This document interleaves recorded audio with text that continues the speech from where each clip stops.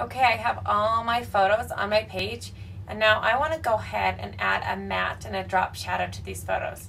So I'm going to just select one of the photos, click drop shadow, and now I'm going to change a few things on this drop shadow. First of all, I'm going to bring my opacity down just a little bit.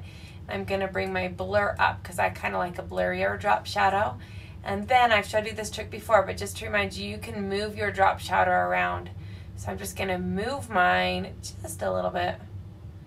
And now I'm going to click apply to all photos on this page. And that will really nicely just apply the same drop shadow to each of those photos. Click OK and you'll see those photos instantly have that drop shadow. And doesn't that just make those photos just pop off the page really nicely? I'm now going to add a matte using the same technique. So I'm going to change the size of that matte just a bit. And if I double click my color, this little color square right here, I'm going to go ahead and I'm going to use the color picker and I'm going to pick this nice kind of off-white taupey color.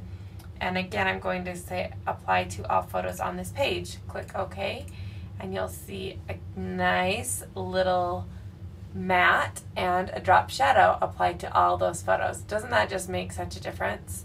So go ahead, apply a shadow and apply a matte to all 5 of your little photos.